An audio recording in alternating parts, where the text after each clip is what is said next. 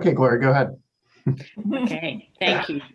I will welcome everyone to the Upper Arlington Public Library Board of Trustees meeting on Tuesday, April 20th, 2021.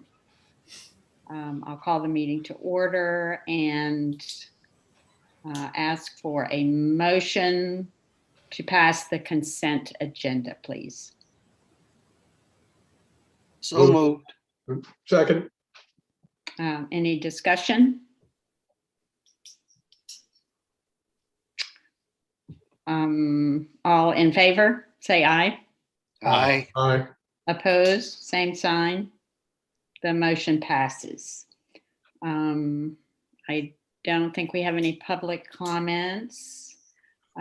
Kate, would you like to give us your report, please? Oh, sure. Thanks, Gloria. All right, we have some happy news to announce. We've hired a new manager for our media and reference departments, and her name is Katie White. She worked for us back 2012, 2014 in a part-time role, and then since then took some other jobs, and her current job is a branch manager for Pickerington. And so we are eager to get her in with us on May 10th. And I know we've had a lot of positive comments from staff when they learned that Katie would be coming back in this role. So wanted to report that. On another manager note, I'm not sure if we mentioned that Tracy Steele, our youth services manager, is retiring May 5th. So we are actively in the process of interviewing for that position. So, and we know Tracy's been with the library a very long time, and she's very happy that she's, going to be retiring soon. So those are going on. Second thing, just to mention a little bit more about Reopen. As you know, we've talked about the process quite a bit in our meetings, and that we're keep taking steps, almost each week or two, that kind of thing. So this week, we opened up the computers in the atrium to all of the hours the library is open and no appointments needed. So we'll be able to serve many more patrons, and they can just drop in and don't have to have the hassle of making an appointment and that kind of thing. We opened up on Fridays here at Tremont last Friday. So now we are giving service 6 days a week here at Tremont, and our open hours match our curbside hours, and things are going well, and it was time. And so we continue with that. I'm sure you're interested in branch news. Lane Road will be our next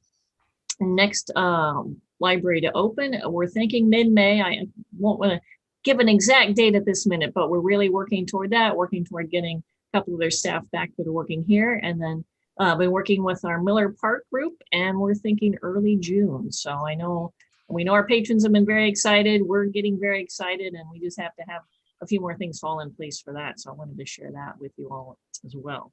And last thing, I don't think we do it enough. I think we really need to give a big thanks and a big shout out to our friends of the library group. They've, despite pandemic and all the things, that hasn't stopped them and hasn't kept them back. As you know, they had the big outdoor sale last fall. They've been doing many donation days in the parking lot, and as soon as they advertise it, oh my gosh, they're besieged by donations. People really have a lot of things they want to donate. And they've been doing some inside sales. So we've done a couple of one-day Sunday sales already. And so they are very, this has given me a newfound appreciation, I think, working with the friends more closely during this pandemic time. And I just want you to know how much time and effort and devotion they put into the sales and sorting and donating. It's really a lot of physical work. And Stephen Johnson, who's been our Friends president for many years, really, he puts in the time. I think I email exchange with him on a daily basis about this, that, and the other ideas. So yeah, I wanted to let you know that they, despite pandemic and all these things going on in the world, they've been there for us, and they're eager to raise money and keep things going along. So thanks for letting me share that. Great. Well, thank you, Kate. Excuse me. And, I too would like to thank the friends. I know that they've been eager to get back to their usual, I think, as well. And we're certainly glad they're taking in books and CDs and movies and what have you. I know my husband and I have several boxes that we plan to drop off on Saturday. Very good. This Saturday or May 7th, I'll put in a plug for that drive too. Okay, great. Thank you. Next, Beth, I'll call on you to do your report. Sure. And I also wanted to extend, our appreciation for the Friends of the Library. They gave us a very sizable donation for our early learning play area. All of you should have received a save the date for June 1st for our ribbon cutting for our early learning play area in the youth department of the main library. And that will be open to the public as well, June 1st, which is coinciding with Summer Reading Club. So very excited about that. Other news for the library, we are distributing COVID test kits. We've been doing that for quite a while now. We've distributed 177 kits as of March 22nd and another 75 just last week. So they are still going very rapidly out the door. So please, if anyone needs one, they're free. You can come through curbside and just pick those up. As far as strategic planning goes, we are midway through our data analysis survey, and that had been distributed to staff. They have till mid-May to fill out the survey. That's collection of all the data that asking staff what data do we collect and getting information on that so we can start creating our data analysis plan. And then just for some interesting information, my admin team and marketing team participated in a workshop called Flex Your Leadership Style, the DISC assessment. And it was a really good opportunity for my staff, for all of us to get to learn each other and our different styles. It was a really wonderful workshop, and I'm hoping that we can extend that to some of our other staff later this year. So as far as statistics go, circulation is still about the same as it was in the fall of last year. We're continuing those trends. But our e-circulation is still going up. Even though the main library is open and available for browsing, ebooks tend to be as popular as ever, an increase of about 20%. So it's just very fascinating to see that people are utilizing that even more now than they ever were, which is great. And the other statistic that I shared with you was just kind of showing the popularity and sort of the trends for curbside at Main Library. We opened the Main Library at the beginning of March, and so being able to see sort of side-by-side comparisons of browsing inside, checking out inside versus curbside. And it's about, you can see that the trend for curbside is going down slightly, but it's still very popular. By week, we see about 700 or to 800 people coming through curbside every week, which is pretty significant, with about a little over 1,000 checking out inside. So we're going to keep an eye on that. Curbside is going to be a permanent installation here at the main library. So we're going to be continuing to provide drive-through service. And so we want to keep an eye on that as for trends in popularity. So I'm going to take a pause if I have any questions before I move on to staffing report. Hey, Beth, about the curbside, do you notice, has there been any significant, have the patrons successfully transitioned to when they request selecting curbside, or has that been a transition and people are getting used to having done that? Does that affect the stats at all? I think we're still working on that. If someone comes through curbside and they have not requested it via curbside, we're still pulling those items and bringing them down. So the experience for the patron is the same regardless. It's really more about the staff's experience. So I don't know, Kate, did you want to talk a little bit about where we are in that transition? Well, we started on March 1st offering that second option, actually maybe a few days before, it's a different location to pick up your items. And I know the search staff has done some work in trying to educate our patrons and let them know about these changes. But I'll be honest, I think we still have some work to do there to make that full transition. Because when we know with this level of business and that kind of thing, there are times we could run curbside with one staff out of the curbside office. And so to make that really a reality, we have to do a little more work to make that transition. But that's a great question, Stephen. So we're in the beginning stages, but we've got a ways to go. But Beth's right, the experience for the patron is identical. They wouldn't know that far yet. So. Good. Other questions?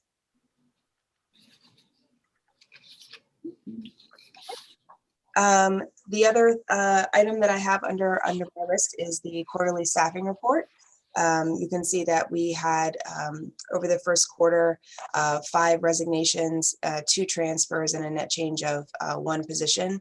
I will say over the course of the last month, we've been, and we'll be discussing some of that later in this meeting as well. But some of the changes, obviously, we've hired the public service manager, full-time position.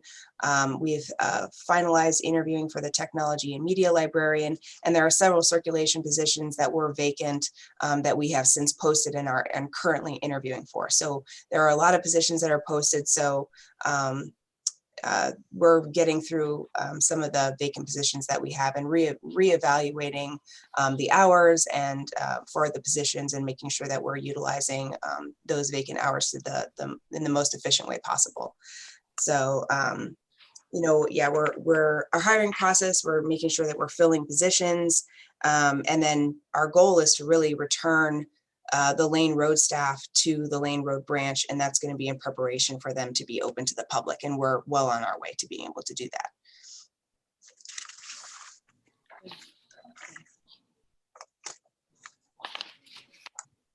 And that's it for me.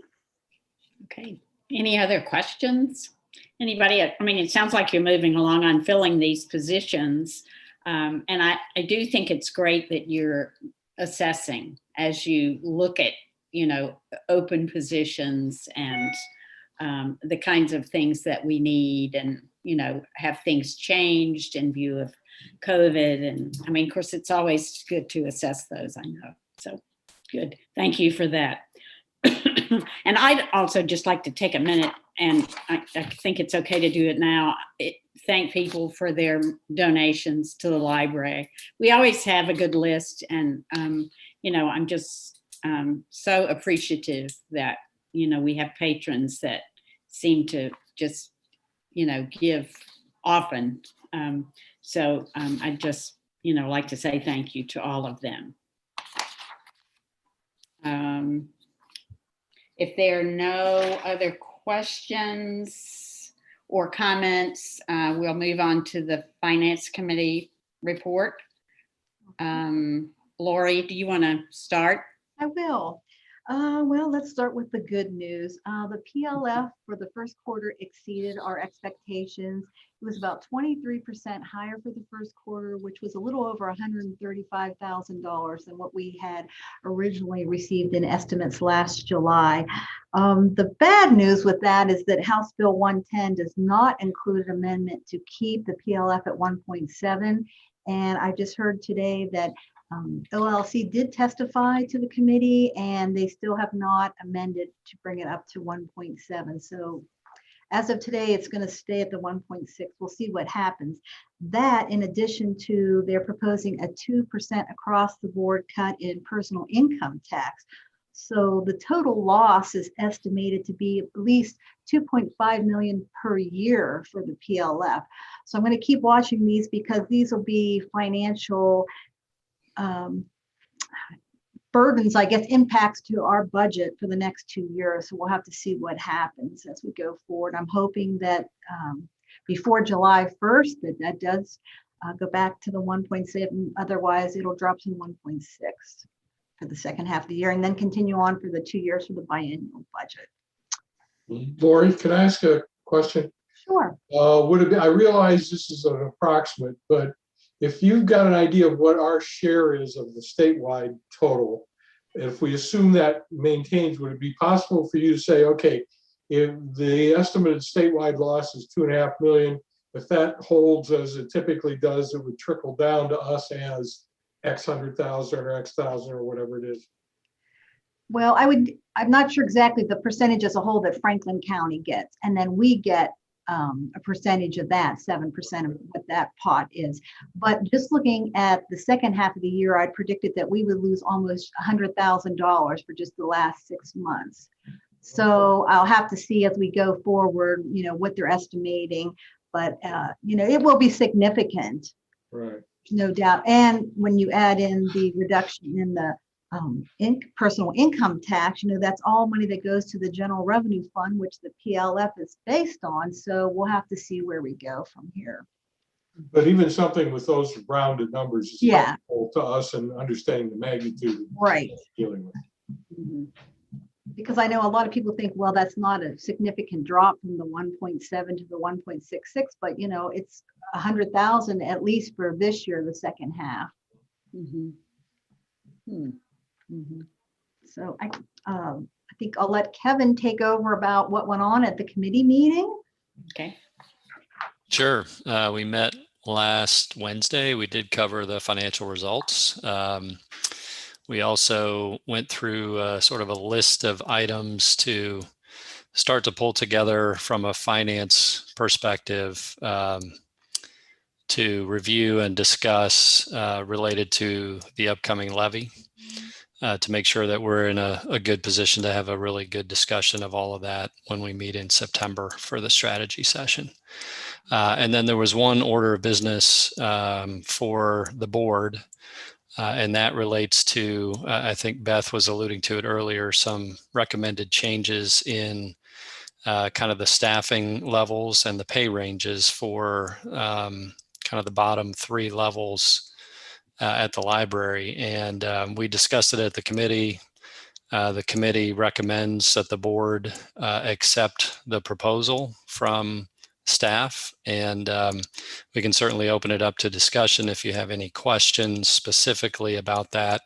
It's kind of summarized on page 20 and 21 of the packet, and you can see the recommended changes to pay ranges on page 21. But if there are any specific questions, certainly Lori or Julie would be able to answer those for you.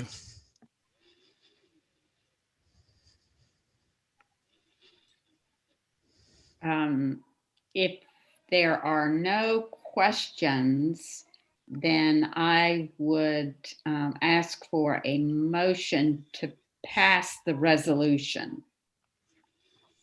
Moved. Second. Thank you. And if there's no other discussion, Allison, are you going to call the roll for us, please? Sorry, are we discussing the dental insurance renewal resolution or the adjustments to position resolution? Adjustment to position. Okay, Did we miss that one? we did, yes. Oh. Well, should we just go with this one and then we'll go back to that We one? can go back, that's fine. Okay, so I'll do a roll call vote. If you please say aye or nay. Stephen Flynn, Aye. Kevin Fix, Aye. Peter Hahn, Aye. Gloria Heidloff, Aye. William Shakurdi, Aye. John Esso, Aye.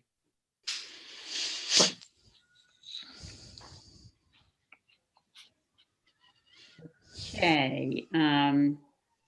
The motion appears to have passed unanimously.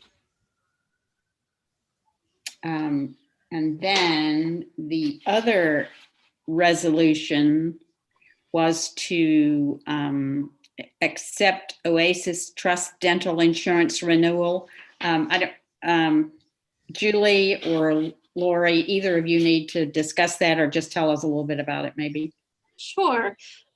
We are in a dental trust and have been for quite some time.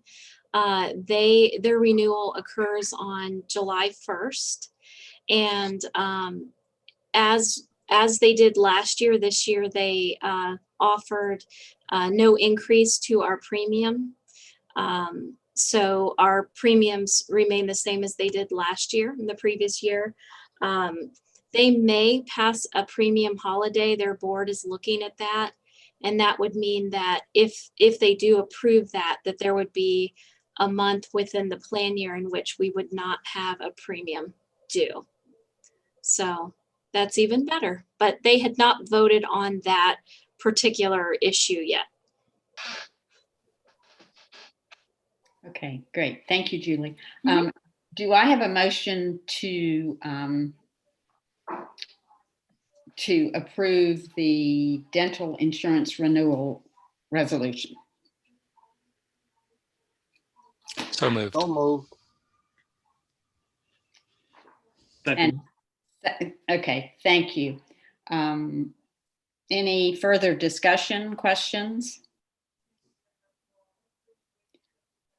If not, all in favor, indicate by saying aye. Aye. Aye. Aye. Opposed? The motion passes. Okay. Thank you for that.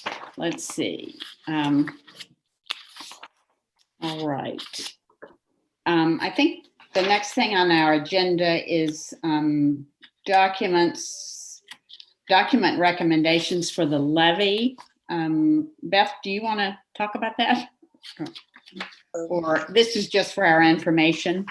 Yeah, and it was just a preliminary list, and I was given recommendations from Finance Committee on how to prioritize and condense some of that information to present at the next Finance Committee meeting. So again, it was just more for information and getting clarification around what was needed. Okay. I have one. I got a couple comments, Beth. Just one is on your documents. Maybe one additional one, you have property tax distribution in Upper Arlington, but also what the tax rates are in the surrounding communities to compare what our tax rates in Arlington are versus others to demonstrate where we stand. Definitely. Yeah.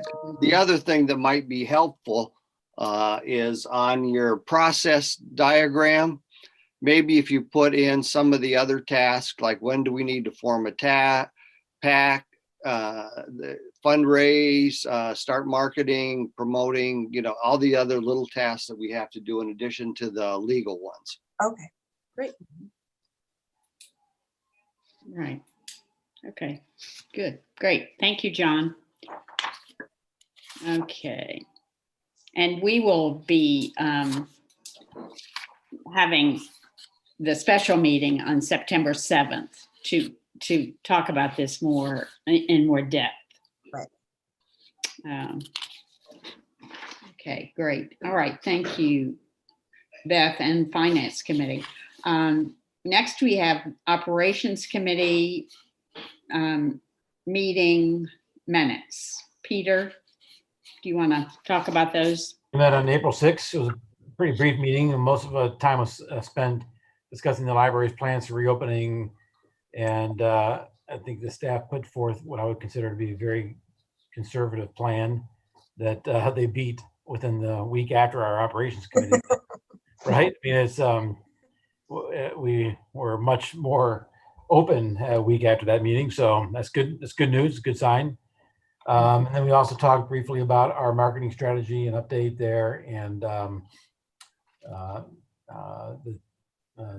we are recommending some local publications to promote our library issues and to tie in our library's purpose with other city amenities more closely, right? I mean, that's really the outcome of this strategy proposal. What am I missing there, Beth? So we had met with admin team and our marketing team had met. One of the recommendations from the marketing study was to prioritize and identify the top 4 or 5 areas that we want to focus on here at the library. Again, to sort of clarify our role within the community and as a city amenity. The results of that work were providing educational experiences and opportunities for lifelong learning, connecting people to resources and information, offering entertainment and leisure opportunities, and being a gathering space and a community partner.